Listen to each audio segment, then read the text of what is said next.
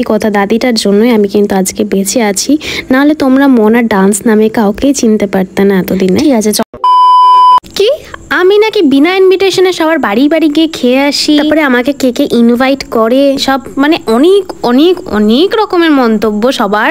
জানি না কেন হয় যে আমি কি সবার বাড়িতে এমনি খেতে চাই নাকি?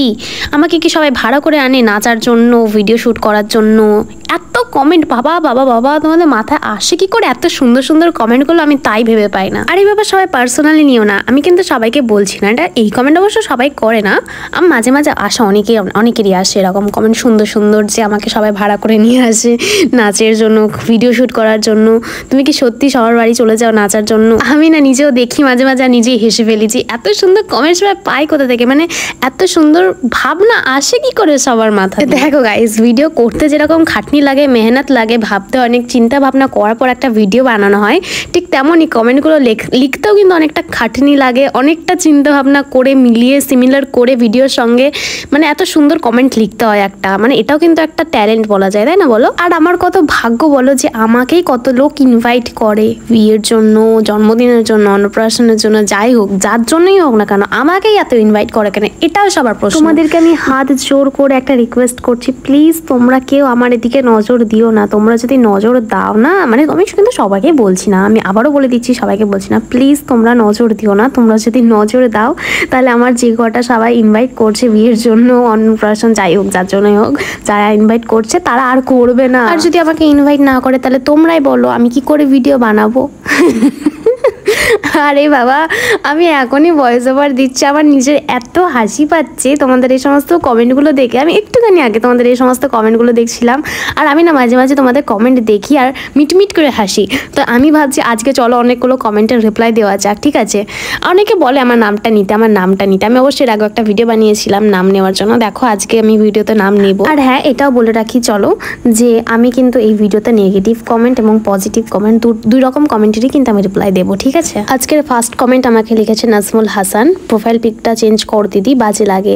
সত্যি কথা বলতে গেলে আমার এই প্রোফাইল পিকটা দিয়েই কিন্তু আমার সবাই আমাকে চেনে আর কি। আসলে না সবাই কিন্তু আইডির নাম দেখে মনে রাখে না। আমার অনেকবার এরকম হয়েছে, রাস্তাতে যদিও বা দেখা হয় অনেকের, আমার ডান্স দেখে মনে রাখে, আমার প্রোফাইল পিকচারটা দেখে মনে রাখে, মানে বেশি কেউ আমার নামটা লক্ষ্য করে না। আমার কি কারোরই নামটা লক্ষ্য করে না, সবাই যেটা লক্ষ্য করে সেটা হচ্ছে প্রোফাইল পিকচার। আর আমার ফার্স্ট থেকে এই প্রোফাইল পিকচারটাই দেওয়া আছে। ফার্স্ট থেকে বলতে কি বলতো, আমি যবে থেকে ইউটিউব করছি তবে থেকে আমার এই প্রোফাইল পিকচারটাই দেওয়া আছে। তো এইটা দেখেই না আমাকে বেশিরভাগ মানুষ চিনে গেছে, যারা যারা পরিচিত আর মানে যারা আমার ভিডিও দেখে তারা কিন্তু আমার এই পিকচারটা দেখে আমাকে চিনে রেখেছে। তো তার জন্য আর এটা আমি ভাবছি চেঞ্জ করব না, যদি পরিস্থিতি আসে কোনো সময় চেঞ্জ করার মতো ইচ্ছা যদি হয় তাহলে আমি চেঞ্জ করতেও পারি। তো সেকেন্ড কমেন্ট আমাকে করেছে আসমা খাতুন, তোমার ছবি আমার ওয়ালপেপারে দেখো, আমাদের পরিবারের সবাই তোমার ভিডিও দেখে। ওয়াও, এই কমেন্টটা দেখেই না আমার প্রাণটা না পুরো ভরে গেল, কারণ সবাই সবার গার্লফ্রেন্ড, বয়ফ্রেন্ড, মা বাবা, ফ্যামিলির ছবি ওয়ালপেপারে দেয় বা কিছু একটা অন্য কিছু দেয়। আমি এই ফার্স্ট দেখলাম যে আমার ছবি কেউ ওয়ালপেপারে দিয়েছে। এটা যদি কোনো ছেলে হতো তাহলে নয় মানা যেত যে ছেলেটার আমাকে ভালো লাগে বলে আমার ছবি ওয়ালপেপারে দিয়েছে, কিন্তু এটা একটা মেয়ে, আসমা খাতুন, একটা মেয়ে হয়ে একটা মেয়ের ছবি ওয়ালপেপার লাগিয়েছে, তার মানে নিশ্চয়ই সে আমার ভিডিও সত্যি অনেক দেখে। আর thank you so much Asma, তোমাকে কি বলবো আমি ঠিক ভাষা খুঁজে পাচ্ছি না। Thank you.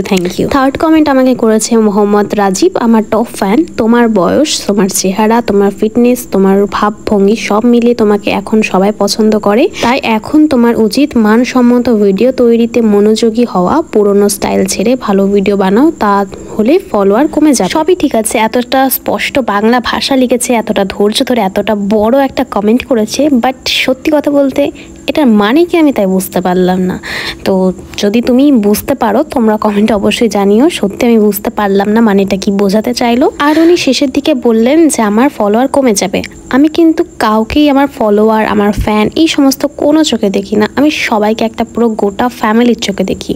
আমার হেটার বলো, আমার ফ্রেন্ড বলো, আমি সবাইকে একটা ফ্যামিলির চোখে দেখি। আমি কাউকে ফলোয়ার আমি আজ পর্যন্ত কোনোদিন বলিনি, হয়তো বলে ফেলেছি মুখ ফসকে, হয়তো বেরিয়ে যেতেও পারে, কিন্তু আমি মন থেকে বলছি আমি সবাইকে একটা পুরো ফ্যামিলির চোখে দেখি, গোটা একটা স্ট্রং ফ্যামিলির চোখে দেখি। ঠিক আছে, চলো আজকে 4 নম্বর কমেন্ট আসা যাক। এটা অ্যাকচুয়ালি আমার একটা কমন কমেন্ট, সব ভিডিওতেই আসে বলতে গেলে। তোমাকে মেকআপ ছাড়া ভীষণ কালো দেখায়, অসিত দাস লিখেছে। আমি না সত্যি এটা ভেবে পাই না, আমি কালো, আমি সেটা জানি, আমি মন থেকে জানি, আমি নিজে প্রকাশ করেছি অনেকবার, আমি নিজের মুখে বলেছি যে আমি কালো, কিন্তু আমি এটা ভেবে পাই না তোমাদের কি আমাকে বারবার মনে করিয়ে দিতে কি সত্যি খুব ভালো লাগে যে আমি কালো?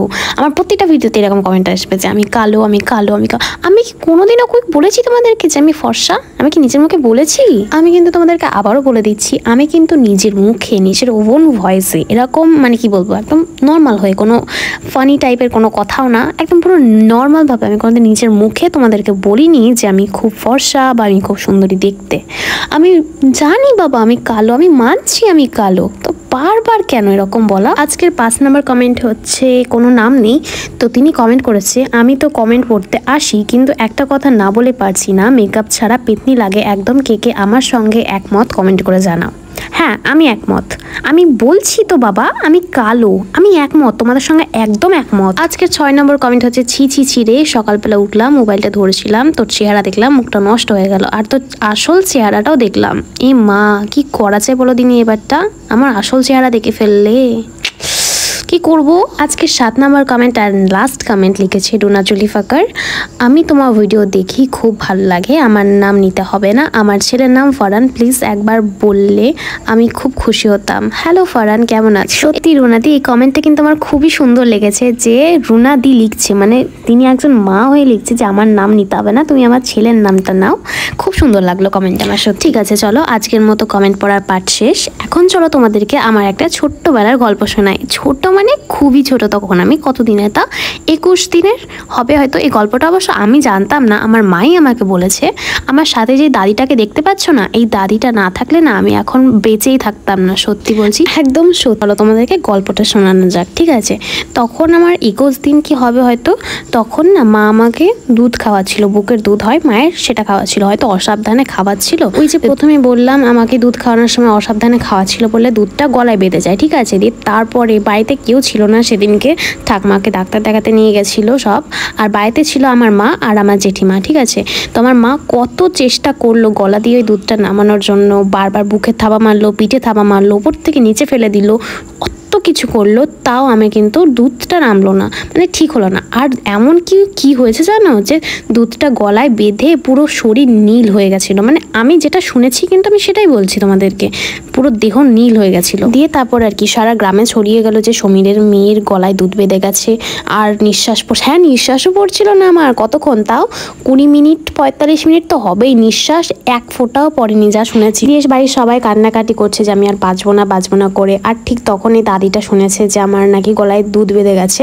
দিয়ে শুনে আমাদের বাড়িতে আসলো, বাড়িতে এসে বলছে কই দেখি সমীরের মেয়ের কি হয়েছে দেখি, বলে আমার পিঠে কিছু একটা করলো, আমি ঠিক জানি না, আমার মা বলতে পারলো না ঠিক কি করলো, যাই হোক পিঠে কিছু একটা করেছিল, থাবা মানে হাত বুলিয়ে না কিছু একটা যাই হোক করেছে। দিয়ে তারপর গলা দিয়ে দুধটা নামলো, আর নামার পরেও আমি নিঃশ্বাস ফেলছিলাম না, তারপর আস্তে আস্তে দেহটা মানে ঠিকঠাক হলো, নীল তো হয়ে গেছিলো পুরো দেহটা, তারপর আস্তে আস্তে নর্মালে ফিরলাম, তারপরে হালকা হালকা করে নিঃশ্বাস নিতে শুরু করলাম। ইয়ে মা, দেখেছো বলতে বলতে কতটা বড় ভিডিও হয়ে গেছে। আরও আছে এরকম অনেক গল্প আছে আমার জীবনের সঙ্গে, অনেক গল্প আছে, তোমরা যদি শুনতে চাও তাহলে কমেন্ট করতে পারো, আমি শোনাতে পারি আস্তে আস্তে এক একটা করে, ঠিক আছে?